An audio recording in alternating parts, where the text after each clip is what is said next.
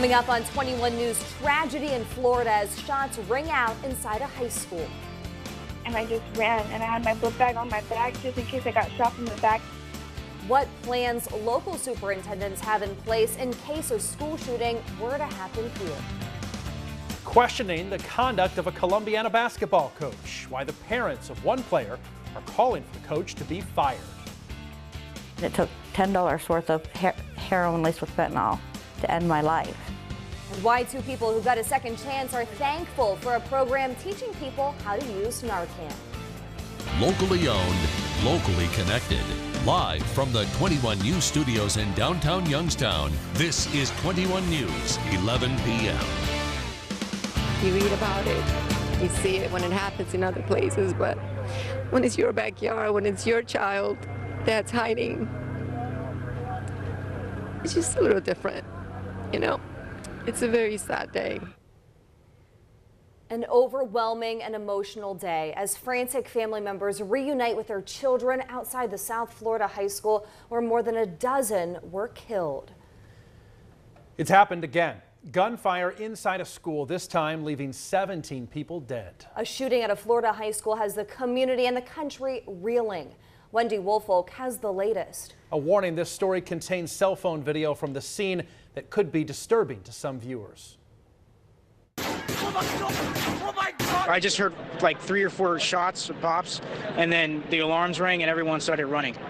I thought it was a drill. But this was no drill. The unimaginable right before their teenage eyes during the school day. There was another body in front of me. There was 3 on the bathroom door and another one. Within minutes, law enforcement swarmed the huge South Florida high school campus to find the shooter. The suspect, 19-year-old Nicholas Cruz, a former student who had been expelled for disciplinary reasons. He's just always been a really crazy kid. And I heard some people say that one day he would have done this, and unfortunately I think that was today. How long? Armed with a semi-automatic rifle and countless magazines, investigators believe Cruz wore a gas mask and used smoke grenades to draw students out of their classrooms. I'm absolutely sick to my stomach to see children who go to school armed with backpacks and pencils lose their lives. But they still have to figure out why. That should not happen in Parkland. It shouldn't happen anywhere in this country. A tragedy that's become all too common here. Wendy Woolfolk, NBC News. And this horrifying shooting in Florida marks the 18th time that gunfire has erupted on a school campus in America just since the start of the year. These tragedies and images that have become disturbingly common in our country. Over and over, it's become the iconic footage. Students running from a school with their hands up. Columbine, Sandy Hook, and now Parkland. Local superintendents are watching the latest school shooting in Florida very closely. Danielle Cotterman shares with us some of the plans district leaders have in place in case the unthinkable happens here. When you send your kids off to school, you expect and hope they'll be safe. It's a job districts take very seriously. A lot of times people say, well, are you prepared and what have you done to be prepared? Well, you're never prepared for this. Liberty Superintendent Joe Nora says districts all have emergency plans in place and they practice those drills. In their case, a rapid response by police. Tests of that system have put officers there in just 15 to 20 seconds. But he questions if districts need to do more. Whether it's arming teachers or metal detectors, I don't know where it's going to go, but I think we're getting to the point where whatever we're doing right now is not working. In Austintown, the district has 8 armed officers on campus, including one in each building on a normal day. The superintendent says it's about protection, but also about students connecting and communicating with police. We want to know if there's any type of rumors out there, anybody that's really feeling bad. Both school superintendents believe mental health is a key component that needs addressed. Our guidance counselors are great guidance counselors, but they're academic guidance counselors. How do you find somebody that's going to do this? How do you get to them before they do something like this? So hopefully we can get to that point and we can understand what triggers this type of behavior. With more local news, I'm Danielle Cotterman. The parents of a Columbiana girls basketball player are calling for the firing or resignation of coach Ron Michella. New at 11 tonight, the complaints Rob and Casey Hall detailed to the Columbiana Board of Education that they say has their daughter scared of him. Tired of being embarrassed. It was at the Columbiana Board of Education meeting Tuesday night when Rob Hall, the father of senior basketball player Taylor Hall, laid out a laundry list of issues they have concerning the conduct Dribble and look at me. of Columbiana girls basketball coach Ron Michella. She was coming off the court. Coach Mosh had grabbed her by the arm, told her to get on the bench, gave her a push in the back, and it happened twice. Hall is referring to incidents that happened between Coach Michella and Taylor in the Struthers game Monday night. He also claims there was verbal abuse. She was coming off the floor and she was called a chicken multiple times, over 5 times. And it wasn't in a joking, motivational kind of way, like, come on, you're playing like chicken, you need to play hard. It was in a demeanor where, as people that know Coach Michella only can have that demeanor, where he was in her face, upset, angry, calling her that name at least 5 times. And Hall says this has been going on for 4 years, but enough was enough. After talking to their daughter Taylor, they decided to pull her from the team. She's scared to know, maybe not necessarily for her safety, but her integrity and her respect for herself for being a woman and being a student athlete. In a letter provided to the board by his wife Casey, it reads in part, "I will not let this go until Ron Michella either resigns or is fired."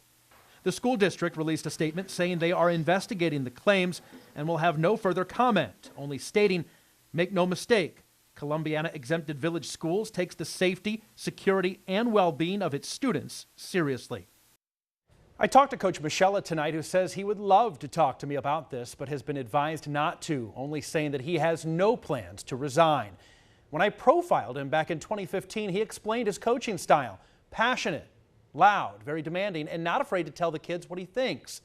Numerous players told me that that time they loved that intensity and called him a great coach.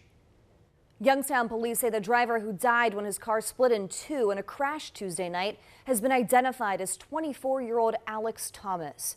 No address was given, but police believe he lived on the west side. Investigators say speed was a factor in the violent crash, and people who live on South Shenley say speeding has long been a problem on the street. It's like so common to see people going 50, 60 miles an hour down the road. All you gotta do is stand here and watch. You got the tailgaters right on your tail end if you go to speed limit. It's not known if the driver may have been impaired. The Cuyahoga County coroner is investigating, and police say results could take several days. A vehicle crashed into the Little Caesars in Warren tonight. A worker at the shop on Route 422 told 21 News that the driver started to back up and then suddenly hit the gas and barreled into the store. The vehicle even went through steel pillars in front of the shop. No word yet on if there will be any charges. Law enforcement agencies across the valley are still on the lookout for a 4th suspect in an armed home invasion last week. Austintown Municipal Court confirms a warrant has been issued for 21-year-old Luis Claudio for potential charges of burglary and kidnapping. 3 men were arrested on Friday after an armed home invasion in Austintown.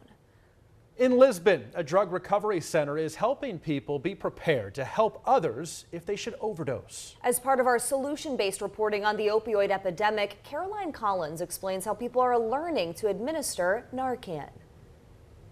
I overdosed on heroin and I passed away, and it took 8 shots of Narcan to bring me back.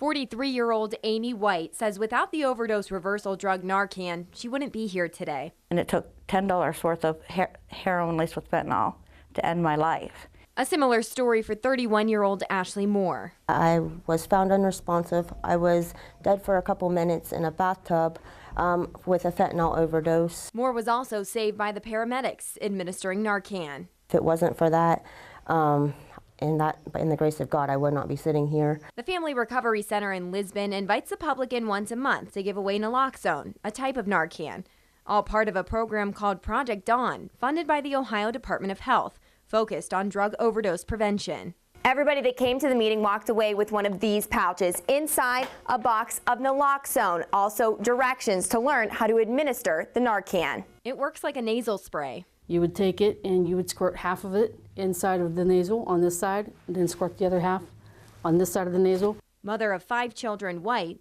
and mother of 3 more, both say they're thankful for their second chance at life. It turned my life around, and I think it could do the same for many other people. With more local news, I'm Caroline Collins.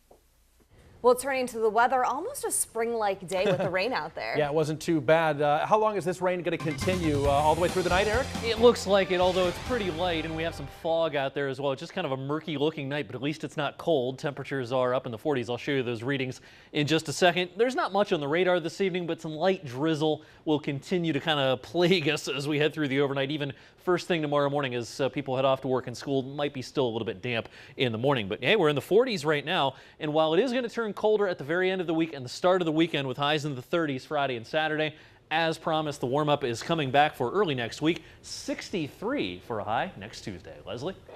Next on 21 News, what caused an 8-year-old to walk home from Warren schools all by herself? Plus, could food boxes replace food stamps? Why the proposed change is not sitting well with some who receive benefits. Breaking news tonight on a case that's been in limbo for more than a decade. Almost 11 years after being indicted for the murder of her husband, Claudia Herrig is now back on American soil and in the Trumbull County Jail. Danielle Cotterman is live at the jail. Danielle, what can you tell us? Good evening. This is a big night for so many in our valley who have taken to heart the reports and the efforts to bring Claudia Herrig back to U.S. soil, to bring her back to justice. Now, finally, after all these years, sitting here behind me at the Trumbull County Jail is Claudia Herrig. According to the prosecutor, she was booked into the jail around 9:30 this evening, brought back by U.S. Marshals and the FBI. Now, as many of you know, she fled to Brazil after she was accused of killing her husband, U.S. Air Force Major Carl Herrig, back in 2007. There in her homeland, she was protected from having to answer to an aggravated murder charge. But according to State Representative John Bocheri, Brazil's top court stripped Herrig of her Brazilian citizenship and placed her under arrest, clearing the way for her extradition. Again, tonight, finally, after all these years, booked here in the Trumbull County Jail